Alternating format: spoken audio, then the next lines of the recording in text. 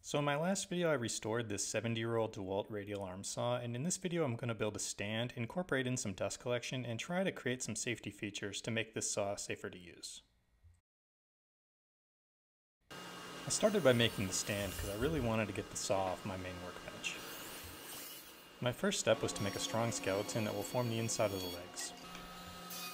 I'm going to give you a heads up right now, on the base of this thing at least, I was very much just making it up as I went along. My two main design requirements were that I wanted it to be strong and also to look kind of vintage and old-timey.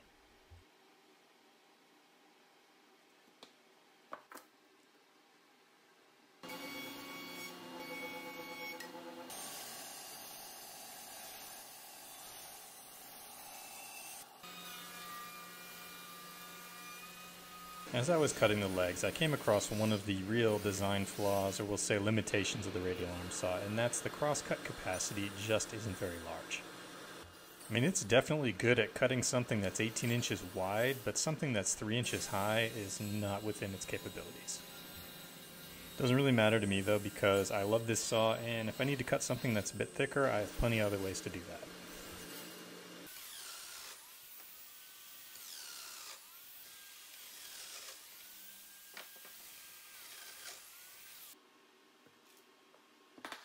So like I mentioned earlier, these pieces are going to form the framework of the legs, and they're going to be covered in pieces of plywood that will be cut at angles to kind of look like the old sheet metal stands that these saws originally had. Well, at least the larger 10 and 12 inch models to my knowledge.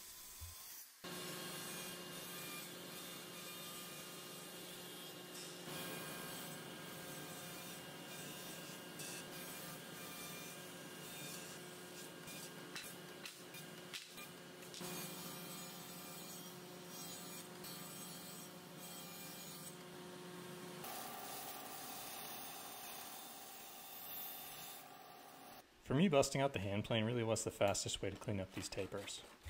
I know the plywood is hell on the blade, but I do have ways of sharpening it. And using hand planes is just fun.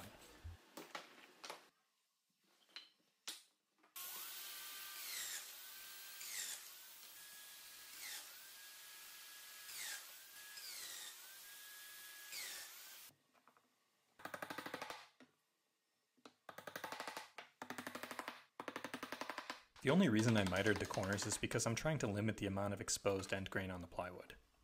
I am going to add a round over though, so that's why it doesn't really matter if I crush the miters a little bit with the clamps.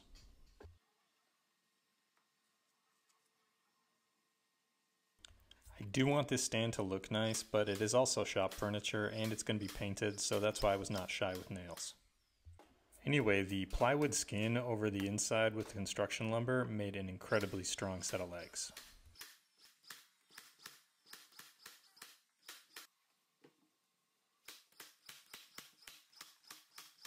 Next I made the upper part, which will house a drawer.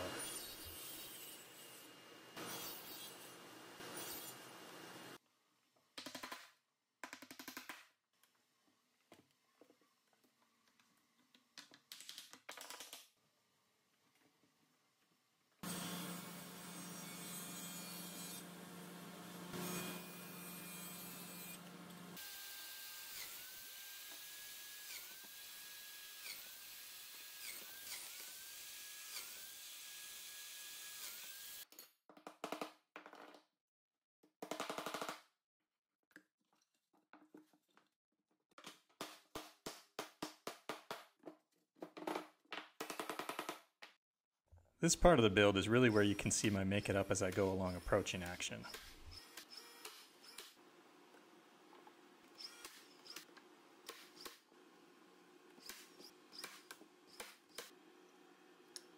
This piece right here is what the drawer slide will eventually be mounted to.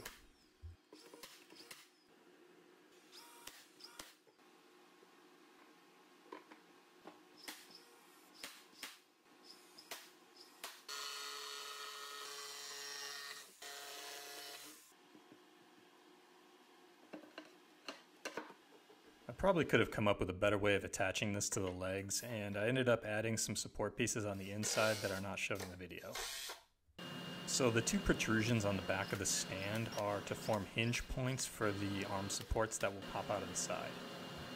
Those arm supports hold the folding wings, and where I positioned the hinges really was not optimal because it kind of limited how long I could make the wings.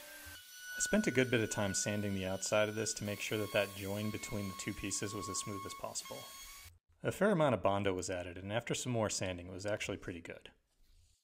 These are the wing supports, and the reason I made them this way is largely being driven by I didn't want to cut up another sheet of plywood for this. As a result, they're not as long as I would have liked to have made them, but I did find a way around that later.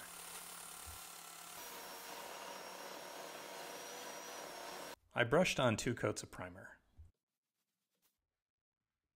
At this point the stand was actually getting pretty heavy, so I took time to put on wheels now.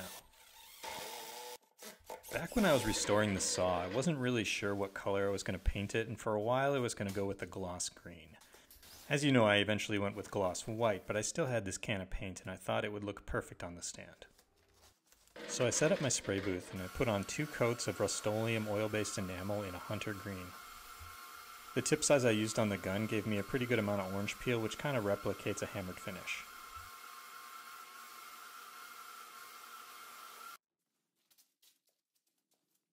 I still wanted to add some badging to the stand, so I cut out the DeWalt letters using a diode laser.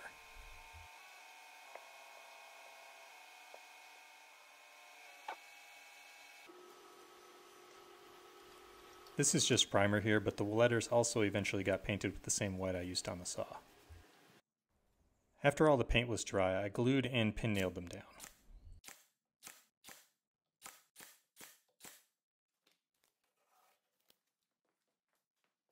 Now I could finally move the saw off my workbench and onto the stand.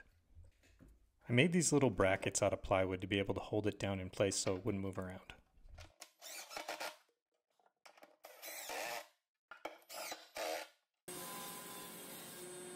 Here's where there's going to start to be some continuity errors in this video.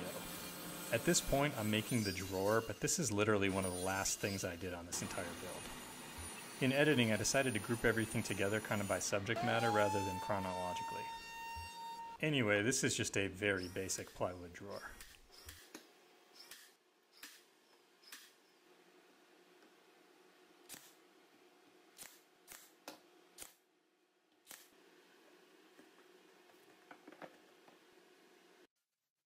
So here you get a little sneak peek of my dust collection shroud as I cut the drawer face.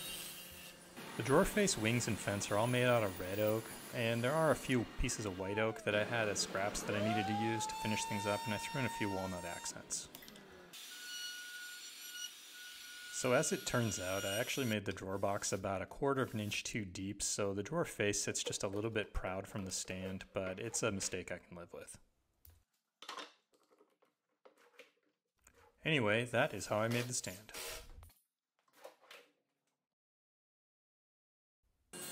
I never really liked how the table didn't fill in all the way to the back of the saw, and I still had some butcher block left, so I decided to do something about that. I still need to be able to access the thumb screws for the table though, so I cut these slots to do that. Just as a heads up, these did not prove to really be adequate and up to the task, so a little bit later on in the build, I found a better way and corrected this situation. These recesses are for the rear column bolts.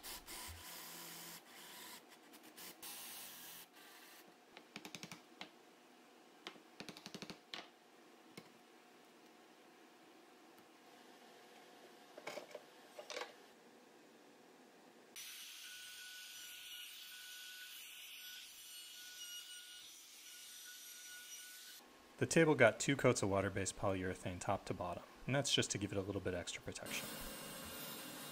Like I mentioned earlier, the fence is made out of red oak, and I wanted to add T-tracks to be able to use a flip-type stop block. The piece I'm gluing on right now is for the T-track to attach to, and as it turns out, I'm gluing it in the wrong place, which is later going to drive a modification.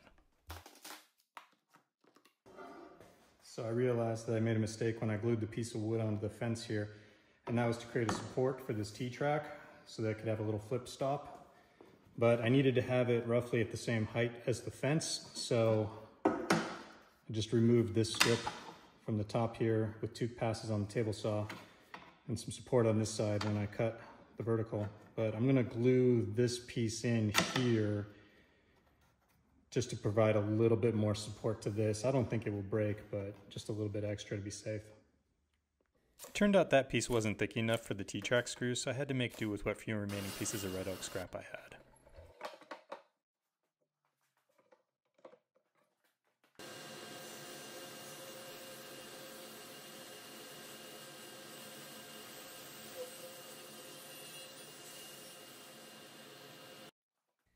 And here are the new fences after finishing, and with the new dust collection hood, which I will show how I made now. In the early part of the build, I was using this 3D printed dust collection boom arm, and it gave me an idea of what I wanted to do for my dust collection. I designed this shroud in Shaper 3D and then printed it in 6 different pieces. These parts then got super glued together.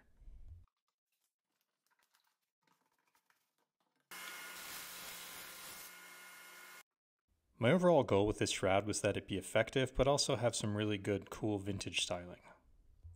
I wanted it to look like it was made out of cast aluminum and to match the entire aesthetic of the saw and stand.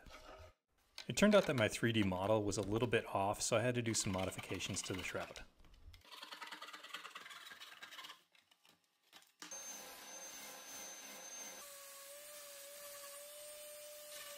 Both of the back attachment points had to be relocated as well.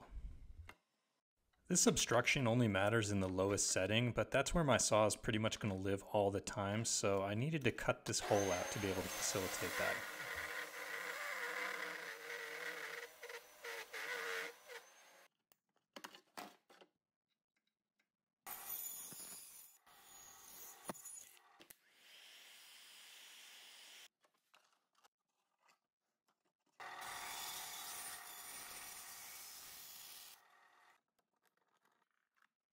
This was sort of an afterthought, but I 3D printed this embossed badging. This hodgepodge of 3D printed 4mm thick PLA would never have survived in the long term, so I added a layer of fiberglass inside and out.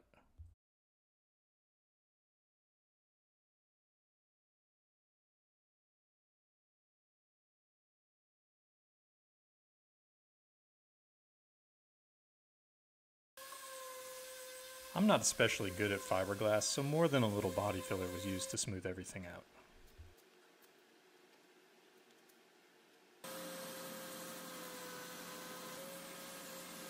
Once I was happy with the shroud, I gave it a final seal coat of resin, scuff sanded that, and then applied some primer.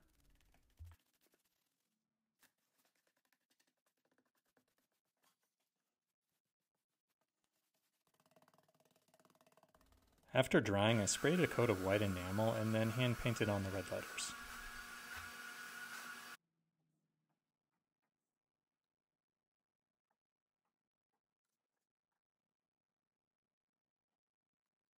I used some epoxy to attach a ring that I cut out of some sheet metal.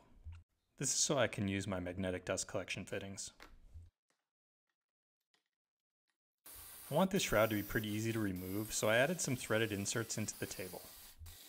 These will be for 4 machine screws.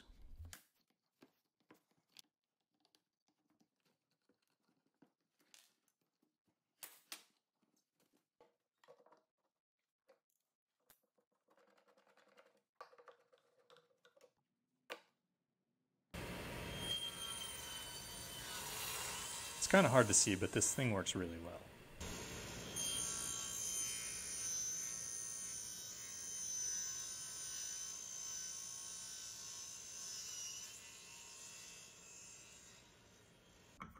This adjustment is proving to be really tricky, and I've got an idea of how to fix it, so I'm going to try that now.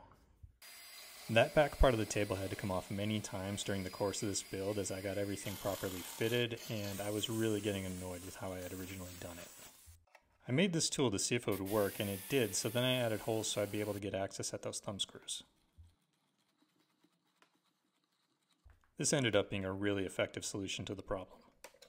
So I know this is going to come up in the comments, so I'm just going to address it right now. Why didn't I make the dust collection the way Frank Howarth did his?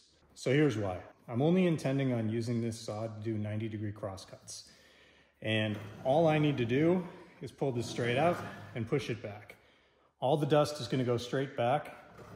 And once I get to about here, it's going to go everywhere anyway. The same thing would happen with the way Frank did his, which is very cool, I grant you. But once you get out to here, no amount of dust collection in the world that's stationary back here is going to collect all that dust. It's just going to go everywhere. So I opted to go for this little, I'm calling my saw garage instead. And to be honest, I really like it because I think it turned out fantastic, and I just think it looks really cool. The other reason why I didn't want to do it the way Frank did his is because there is going to be a drawer underneath this, and that would get in the way of how he had his dust collection ducts come up. My saw being mobile and move it around the shop, this with the mag fit in the back is just a better solution for me. Due to the size of my tabletop, there's really only about 11 inches of fence to the left of the saw blade. The right side's a little bit better, but I still needed to add some wings for stock support. I used a red oak stair tread that I cut in half to add 24 inches to both sides of the saw. I used some walnut to make up for the thickness disparity between the tabletop itself and the wings. This is necessary to make sure the wings are flush with the tabletop when the hinges are put on.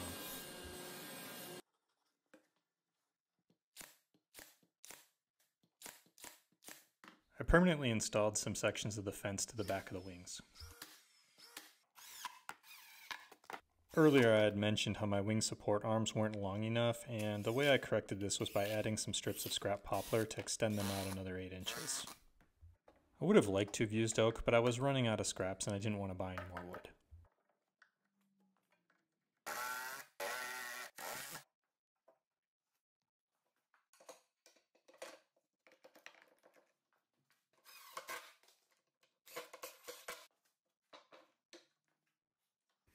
So the idea was I'd put a bolt through this and be able to tighten it to increase the height of this arm up to the wing to keep it upright.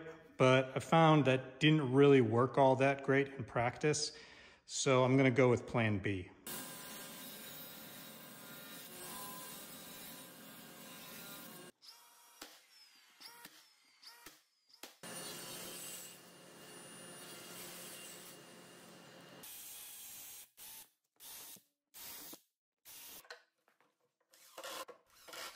This worked pretty well, and I decided I would also add some walnut accents to the ends of the wings because it just wanted to make it look nicer. I finished all the oak parts with Radial monocoat. This was mainly for the quick dry time and a really old can that I wanted to use up. I also hid the scars from my original plan for the wings with some felt pads. Next up, I cut the T-tracks to length and got those installed.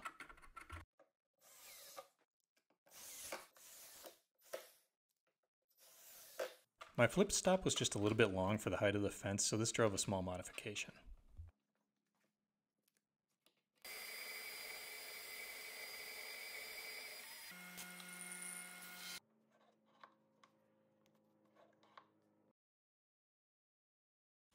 So I get back in 1954, this probably seemed like the best way to do the switch for the saw.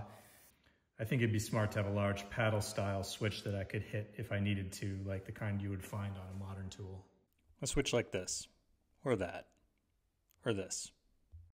It's easy enough to buy a switch like that, but I needed to make a bracket so I could mount it onto my machine in a safe position.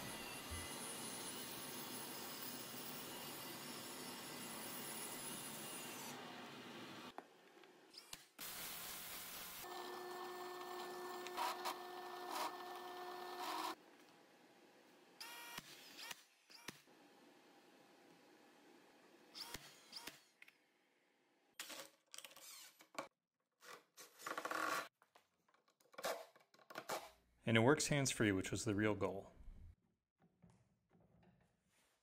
So this is not the first radial arm saw I've used, and one thing that I've noticed, and maybe this is just a me problem, is sometimes if I'm doing lots of repetitive cuts, like, you know, something to a specific length against a stop block or something, I don't always push the saw carriage all the way back. That's not very safe, and moving your next piece of stock in with the blade still protruding a little bit from the fence and spinning because of inattentiveness, etc., obviously creates a bad situation.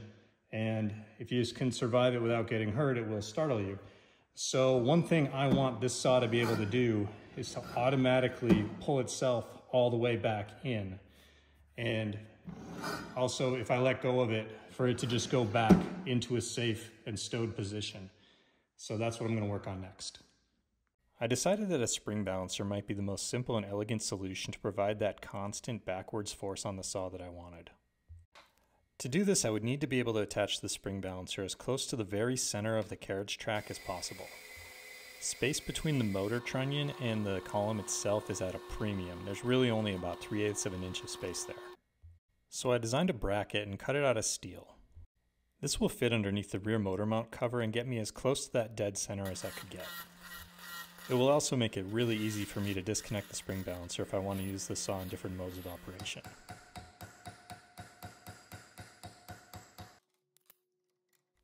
I did have to get some slightly longer screws.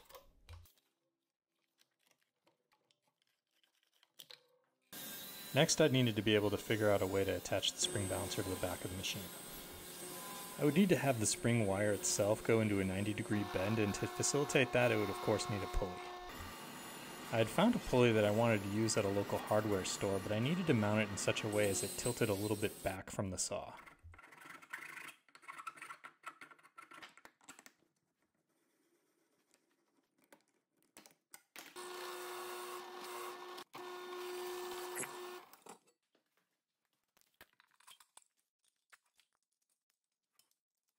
Oh, put that hole on the wrong side. It's alright though, this is just proof of concept at this point.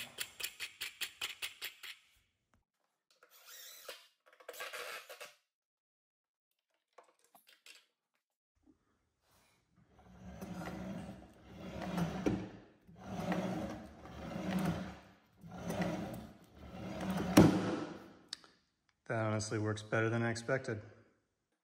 My proof of concept became my final piece.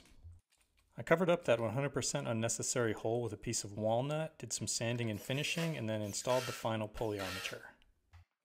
I set the spring tension to about 4 kilograms, which if you're from a non-metric country is about as much as a Humboldt penguin or 70 tennis balls. So this system actually works really well. It does not make the saw unnecessarily harder to use, it provides the amount of back force that I wanted, and it's easy to connect and disconnect if need be. It's also unobtrusive, and I enjoy a really simple and elegant solution to a problem. So when talking safety, one thing that I initially didn't think about was saw blades specifically. And when I first restored this saw and shared the video and pictures, I got a few comments pointing out that this blade was not really suitable for a radial arm saw. The reason I initially went with this blade is because I wanted a good crosscut blade that was 9 inches, which is the maximum the saw can use. What makes this blade not suitable is the rake or angle of the teeth. This is a very aggressive blade, and the teeth angle forward away from the axis of the rotation, and it creates a very aggressive cut, and I could even feel it when pulling it out. The saw would want to take off and come at me, and luckily this motor, it's only 3/4 horsepower, so it's not amazingly powerful, and more than once I was coming forward and it got away from me and then jammed up and stalled the motor in whatever it was I was cutting. So I switched to this blade, which unfortunately is only 8¼ inches in diameter, but there's not a lot of people that make 9-inch blades anymore, so it's about the best I could find, unless I maybe want to use a metal cutting blade, but I wasn't too sure about that. And on this, you can see the teeth pretty much come straight off tangential to the center of the blade, and actually are, I think, 5 to 10 degrees, something like that, back. So this is a negative rake blade, and it's much more suitable for a radial arm saw, and that has to do with the way that the teeth actually hit whatever it is you're cutting. Anyway, I know that's kind of a half-assed explanation, but if you're really interested in learning more about this, there's lots of resources online that will explain it way better than I can. So there you have it. My goal in this build was to make a stand for the saw that was both functional and beautiful, and I'm pretty sure I got at least one of those. I'm thrilled with how this entire project came out, and I can't wait to use this saw more in some of my future videos. This entire project, from the restoration to building this cart, is some of the most amount of fun I've had on any project in a long time. I hope that you enjoyed watching this video, and if you made it this far, as always, thanks for watching.